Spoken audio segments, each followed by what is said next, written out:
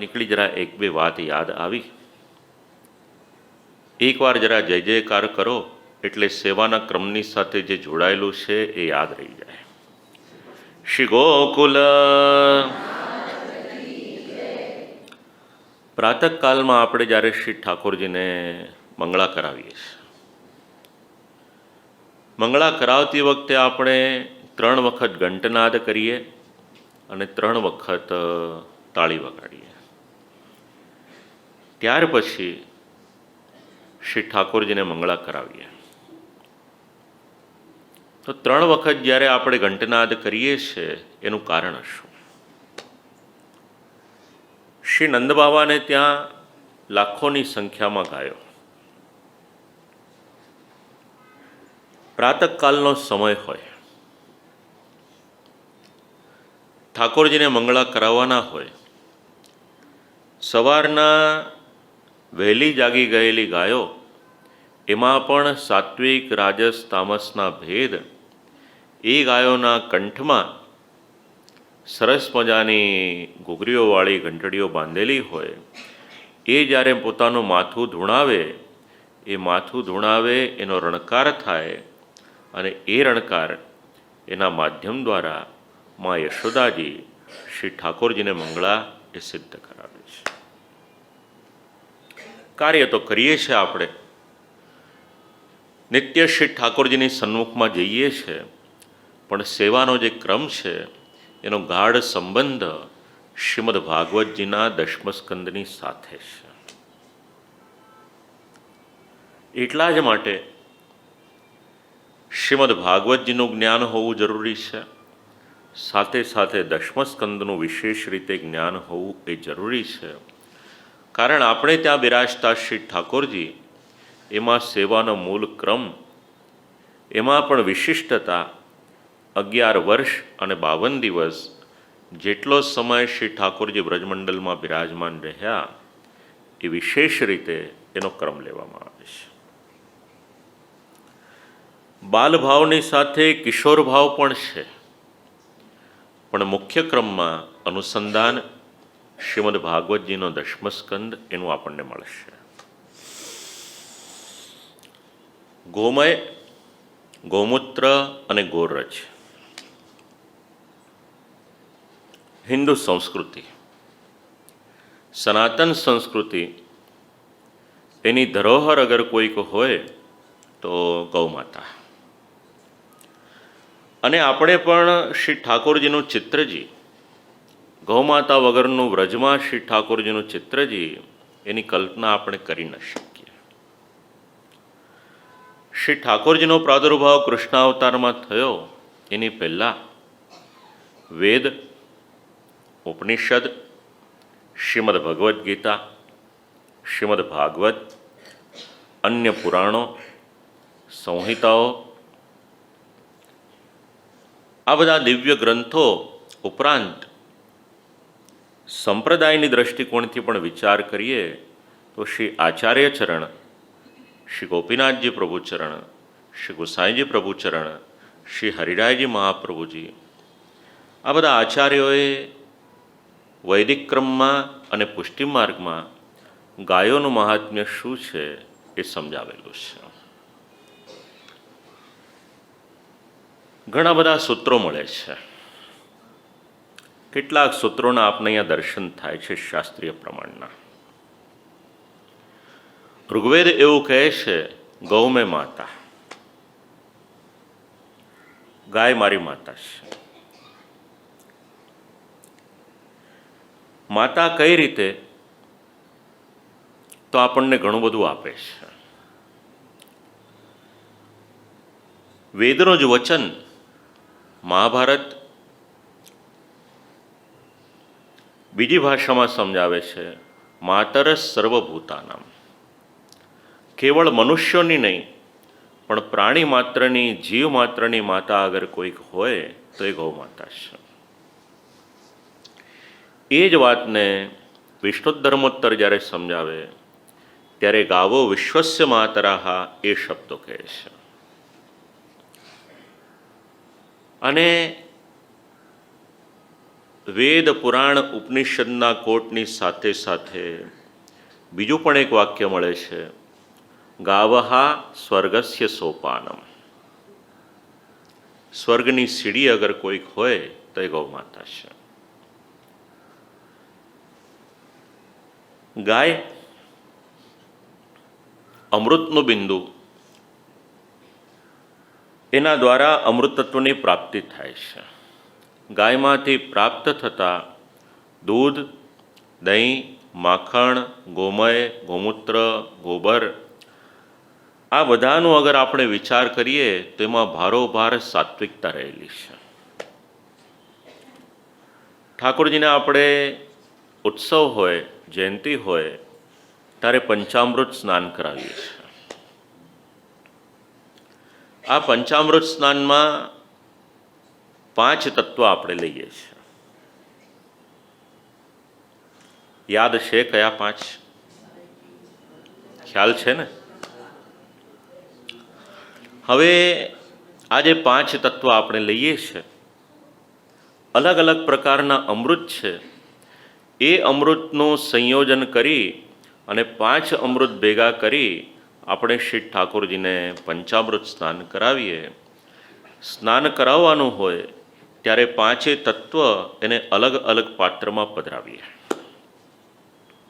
એનો ક્રમ આપ્યો છે.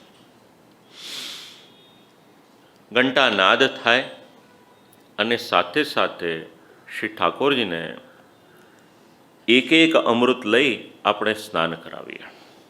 હવે વિચાર કરો, દૂધ આવ્યું ક્યાંથી? દહીં આવ્યું ક્યાંથી? આ જે મૂળ તત્વ છે એનું આપણને ઉત્પત્તિ સ્થાન આગળ મળશે તો એ ગાય માતા મળશે. માટે કહેવામાં આવ્યું કે ગાય એ અમૃતની નાભી છે. જેવો આહાર આપણે લઈએ એવા આપણા વિચારો થાય. આજે તો વિજ્ઞાન પણ માને છે એ વાત. દૂધ હોય, દહીં હોય કે માખણ, સાત્વિક ખોરાક, એ આહાર જે કોઈક લે એની બુદ્ધિ પણ નિર્મળ બને. પ્રયોગ કરવો હોય તો ક્યારેક કરી જોજો. 2 દિવસ 3 દિવસ બીજો કોઈ ખોરાક ન લેશો, કેવળ દૂધ પીને રહેજો એટલે ખ્યાલ આવશે. પણ દૂધ કોનું લેવાનું? ગાયનું દૂધ. ભેંસનું દૂધ એટલું ગ્રાહ્ય નથી, ગાયનું દૂધ વધુ ગ્રાહ્ય છે. એના ઘણા લાભ છે. માનવના સ્વાસ્થ્યની સાથે ગાઢ સંબંધ અગર કોઈકનો હોય તો ગાયના દૂધનો. આ ગૌમાતા શાસ્ત્રીય પ્રમાણો તો ઘણા બધા મળે, બુદ્ધિની સાથે પણ સંબંધ.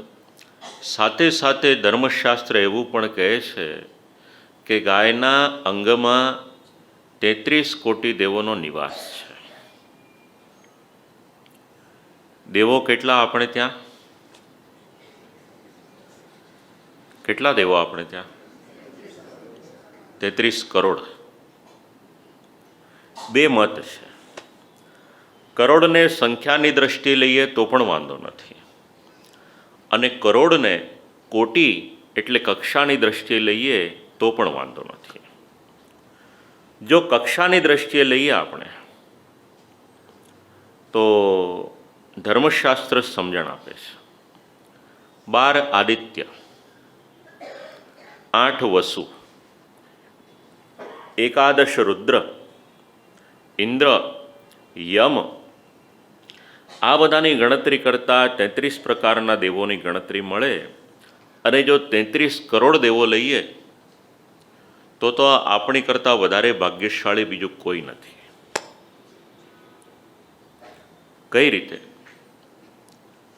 છેલ્લી જે ગણતરી કરવામાં આવી એમાં ભારત સરકારના આંકડા એવું કહે છે કે ભારતમાં લગભગ 75 કે 76 કરોડ હિન્દુઓ છે. વિદેશમાં વસતા કદાચ બીજા 5 કરોડ લઈ લઈએ તો 80 કરોડની આસપાસની સંખ્યા.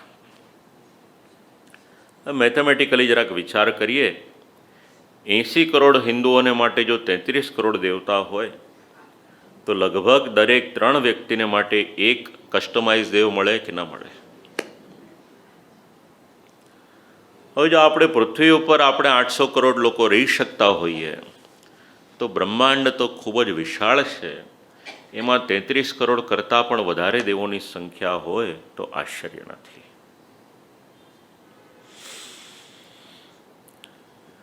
ગાયના અંગમાં સર્વે દેવા સ્થિતા, બધા જ દેવોનો નિવાસ છે. પૃષ્ઠે બ્રહ્મા, ગલે વિષ્ણુ, મુખે રુદ્ર પ્રતિષ્ઠિતા, આ ગૌમાતાની ગરિમા છે. આ ગૌમાતાનો ગાઢ સંબંધ ભગવાન શ્રી કૃષ્ણની સાથે કૃષ્ણાવતારમાં તો છે જ છે. સેવાના ક્રમમાં પણ જરાક વાત નીકળી તો આપણે વિચાર કરી લઈએ. શ્રી મહાપ્રભુજીનું જીવન ચરિત્ર વાંચશો